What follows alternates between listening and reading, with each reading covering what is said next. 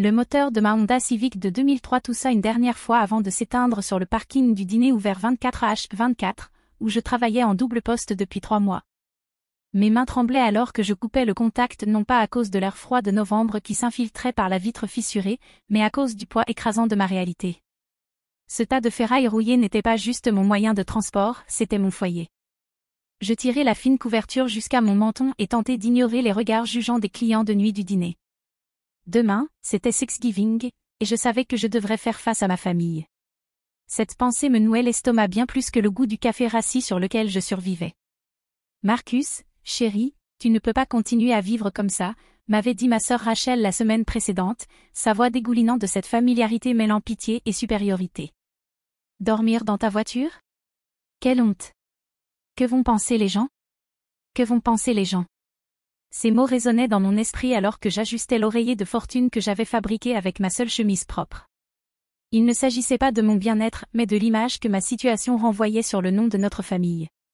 Cette même famille qui m'avait tourné le dos quand j'avais perdu mon emploi d'ingénieur logiciel 2 ans plus tôt, lorsque la start-up dans laquelle j'avais mis tout mon cœur s'était effondrée du jour au lendemain. Tu aurais dû être plus responsable, m'avait sermonné oncle Pet lors du dîner familial de l'an dernier, son ventre débordant de son costume hors de prix.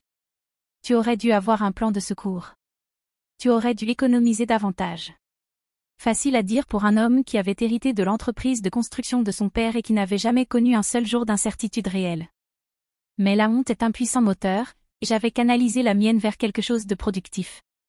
Chaque matin à 4 heures, je me réveillais dans cette voiture, me débarbouillais dans les toilettes du dîner, puis me rendais à mon boulot de jour dans un entrepôt.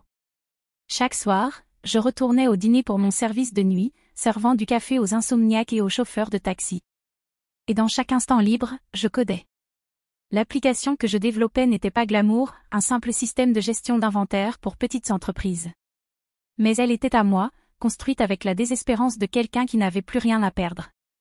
Je l'avais proposée à des dizaines d'entreprises, essuyé d'innombrables refus, et peaufiné jusqu'à en avoir les yeux brûlants à force de fixer l'écran fêlé de mon vieil ordinateur portable. Puis, un mardi matin de mars, tout changea. Monsieur Rodriguez? La voix à l'autre bout du fil était nette, professionnelle. Ici Jennifer est de TechFlow Solutions. Nous avons examiné votre candidature et nous sommes intéressés par l'achat de votre logiciel. Mon cœur battait à tout rompre alors qu'elle poursuivait. Nous sommes prêts à vous offrir 2,8 millions de dollars pour les droits complets, plus un contrat de consultant à 200 000 dollars par an. Je restais assis dans ma voiture, sous le choc, écoutant les détails de l'offre. Quand je retrouvai enfin ma voix, elle sortit en un murmure. J'accepte. 6 mois plus tard, je me tenais devant la plus belle maison que j'ai jamais vue. Ce n'était pas un manoir, je n'en avais pas besoin. Mais elle était à moi. 3 chambres, 2 salles de bain, une cuisine avec des comptoirs en granit, et un bureau où je pourrais travailler sur mon prochain projet. L'agent immobilier me tendit les clés avec un sourire chaleureux. Félicitations, monsieur Rodriguez. Bienvenue chez vous. Je traversai lentement chaque pièce, savourant le moment. Le parquet brillait sous la lumière de l'après-midi filtrée par les grandes fenêtres. La chambre principale avait un dressing plus grand que la voiture qui m'avait servi d'abri pendant 8 mois. Mais c'est le bureau qui me tira les larmes, un espace pour créer, pour bâtir quelque chose de significatif, sans la peur constante de savoir où je dormirais le soir. Ce soir-là, j'invitai ma famille à dîner. Je ne leur avais rien dit au sujet de la vente, de l'argent, de la maison. Je leur avais simplement dit que j'avais une nouvelle à partager. Rachel arriva la première, ses talons de marque claquant sur l'allée. Sa mâchoire se décrocha en voyant l'extérieur immaculé, la pelouse parfaitement taillée, le garage pour 2 voitures. Marcus? C'est à toi, tout ça? Je hochai la tête, incapable de contenir le sourire qui s'étalait sur mon visage. Entre. Je vais te faire visiter. Un par un, ils entrèrent, Rachel et son mari David, oncle Pet et tante Marie, ma cousine Jenny avec son air perpétuellement critique. Ils se déplacèrent dans la maison comme des touristes dans un musée, les yeux écarquillés, entre émerveillement et une pointe évidente d'envie. « Comment as-tu pu te payer tout ça ?» demanda oncle Pet, la voix serrée par l'incrédulité. Je leur ai parlé de l'application, de la vente, du contrat de consultant. J'ai observé leur visage se transformer à mesure que la réalité s'installait. Le neveu qu'ils avaient plaint, la honte familiale qui avait dormi dans sa voiture, était désormais plus à l'aise financièrement que tous réunis.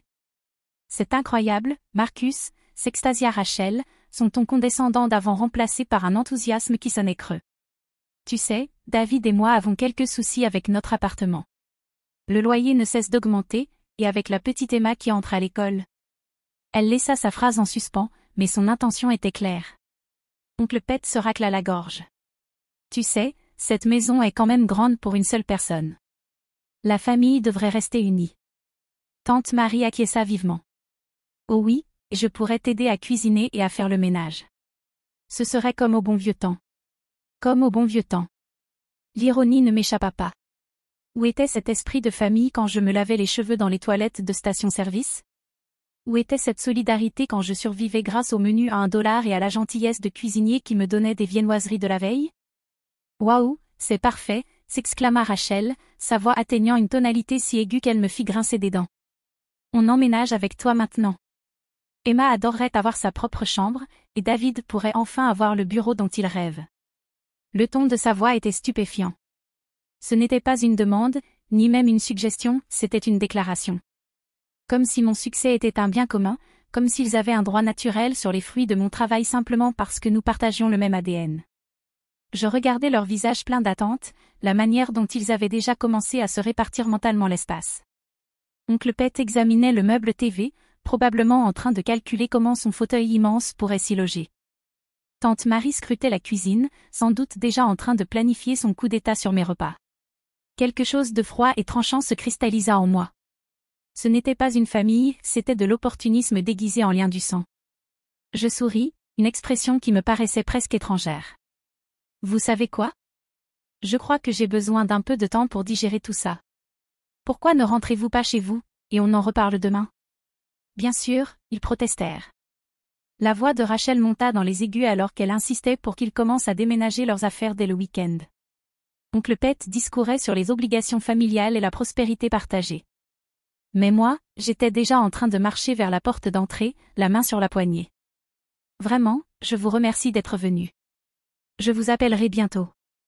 Il fallut 20 minutes de suggestions de plus en plus fermes avant qu'ils ne partent enfin, leur voix chargée de promesses de revenir dès le lendemain matin avec des cartons et des camions de déménagement.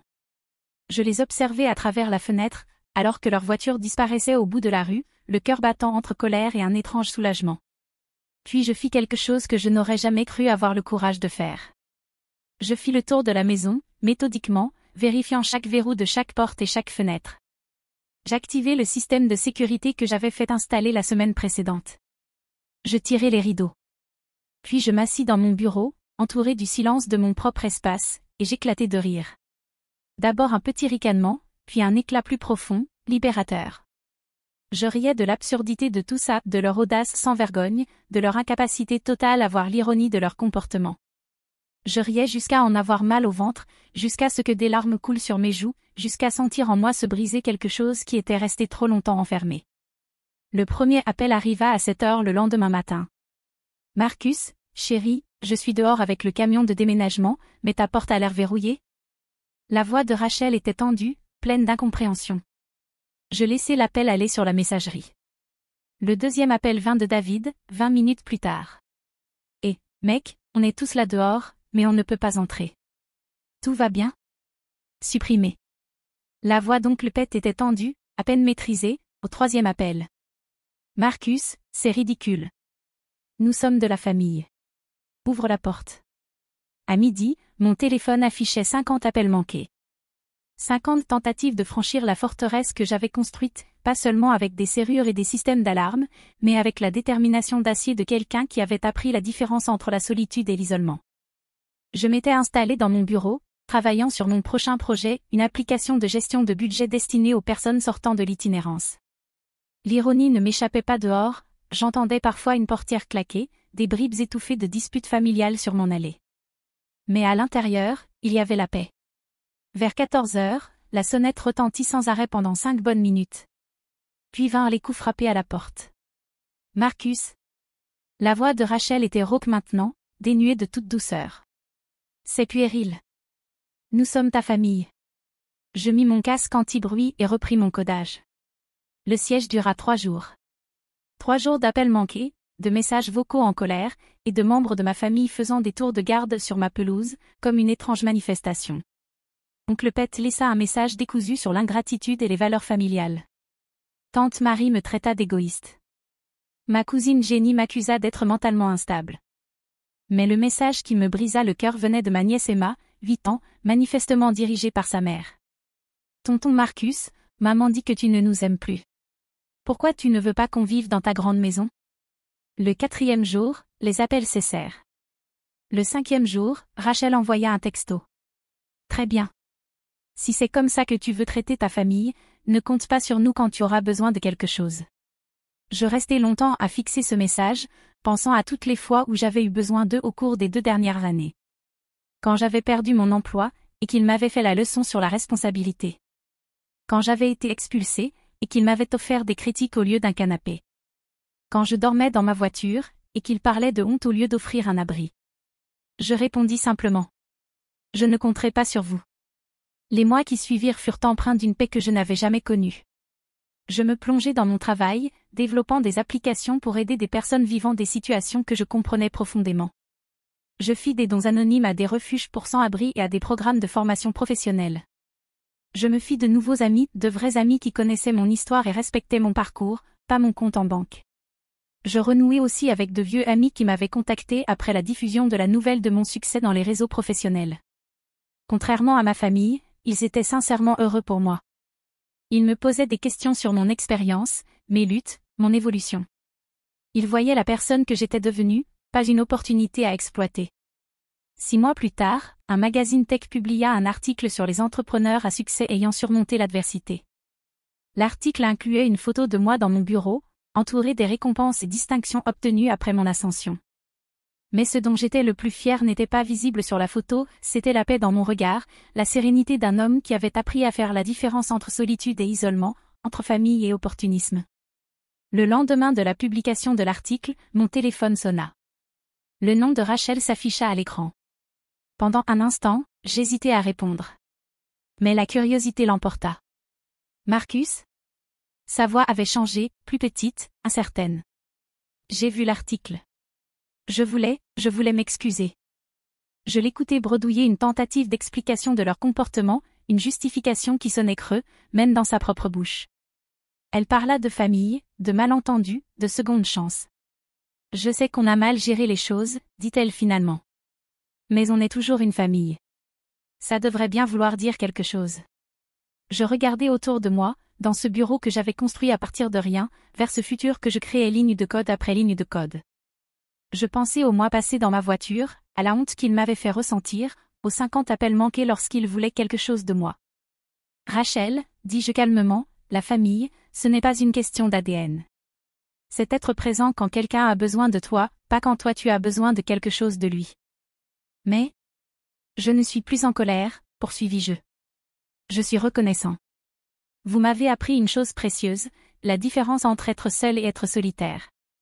Vous m'avez montré que parfois, ceux qui partagent ton sang ne sont pas ceux qui comprennent ton cœur. Un long silence suivit de l'autre côté de la ligne. J'espère que tu trouveras ce que tu cherches, dis-je enfin. Mais tu ne le trouveras pas ici. Je raccrochai et éteignis mon téléphone. Dehors, le soleil se couchait sur le jardin que j'avais patiemment cultivé, une métaphore trop parfaite pour être ignorée. Au loin, j'entendais les rires d'enfants jouant au parc, le son d'une communauté qui m'avait accueilli, non pas pour ce que je pouvais leur donner, mais pour qui j'étais. Ce soir-là, je m'assis sur ma terrasse avec une tasse de café et mon ordinateur portable, travaillant sur mon dernier projet. Le code coulait comme de l'eau, chaque ligne était un petit acte de création, chaque fonction une brique dans la vie que je construisais, décision après décision. Mon téléphone resta silencieux, et pour la première fois depuis des années, ce silence fut un cadeau plutôt qu'un fardeau. J'avais appris la leçon la plus difficile de toutes. Parfois, la chose la plus aimante que l'on puisse faire, c'est de fermer la porte et de la garder fermée. Pas par colère, ni par rancune, mais par le plus profond des respects envers soi-même. La voiture que j'avais autrefois appelée « maison » reposait maintenant dans mon garage, propre et entretenue, mais désormais inutile. Je la gardais comme un rappel, non de honte, mais de résilience. Non de l'échec, mais de la force nécessaire pour se reconstruire à partir de rien. Et dans le silence de cette soirée parfaite, entourée de tout ce que j'avais gagné et de tout ce que j'avais appris, je compris enfin ce que voulait vraiment dire « chez soi ». Il ne s'agissait pas de la taille de la maison, ni du nombre de fils dans les draps. Il s'agissait de la paix intérieure qui vient avec la certitude que jamais plus je ne confondrai la pitié avec l'amour, ni les exigences avec la dévotion. J'avais trouvé mon foyer. Et cette fois, c'est moi qui tenais les clés.